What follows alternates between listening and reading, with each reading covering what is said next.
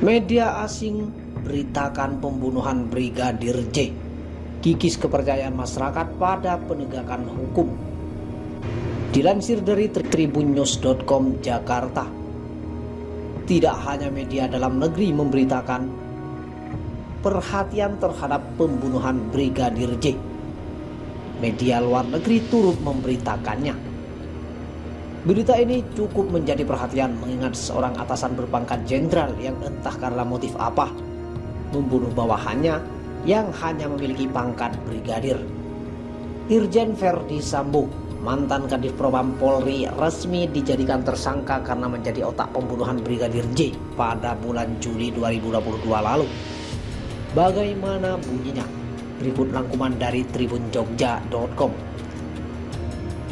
Media Australia, Sydney Morning Herald, SMH, turut memberitakan kasus pembunuhan Brigadir J oleh Irjen Verdi Sambo. SMH yang memiliki domain smh.com menulis sebuah artikel tentang kematian Brigadir J pada 10 Agustus 2022. SMH menulis bahwa jenderal polisi di Indonesia menjadi tersangka pembunuhan ajudan di rumahnya. Dengan perkembangan yang dramatis, kasus tingkat tinggi ini menjadi tantangan tersendiri, sebab itu menggigis kepercayaan masyarakat pada penegakan hukum di negara terpadat di Asia Tenggara. Isi pemberitaan juga berisi fakta terbaru penyelidikan yang menduga Verdi Sambo merupakan otak dari pembunuhan Brigadir J. Pemeriksaan terhadap 31 personel Polri yang diduga melanggar kode etik penanganan kasus pun turut dibahas dalam laporan tersebut. Selain media Australia, media Singapura, The Straits Times membuat laporan terkait pembunuhan Brigadir J. Laporan tersebut berjudul Selain Indonesia. Media Singapura lain yang turut memberitakan kematian Brigadir J akibat dibunuh oleh Irjen Verdi Sambo adalah Channel News Asia atau CNA. Isi pemberitaan mencakup pencabutan Verdi Sambo dari jabatannya dan penetapan status tersangka yang ditimpakan kepada Verdi Sambo serta ketiga anak buahnya.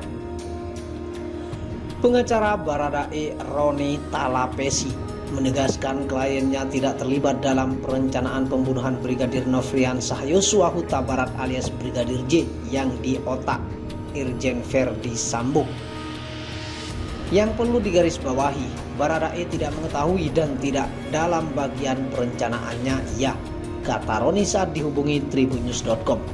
Roni menyebut kliennya tidak mengetahui sama sekali kronologi kejadian yang terjadi di Magelang, Jawa Tengah seperti yang diungkapkan Verdi Sambo. Baradae saat itu hanya mengikuti perintah Verdi Sambo yang diketahui memang sebagai atasannya. Ya, atas perintah. Waktunya kan sangat cepat. Udah dor. Udah nggak ada pilihan lain. Di bawah tekanan dan takut sama pimpinan. Mana berani menolak, ucapnya. Sehingga Roni menegaskan kliennya benar-benar tidak ikut dalam perencanaan pembunuhan terhadap rekan kerjanya tersebut. Baradae tidak mengetahui kronologi apa yang terjadi. Baradae itu tidak tahu dan tidak menjadi bagian dalam perencanaan pembunuhan, tegasnya.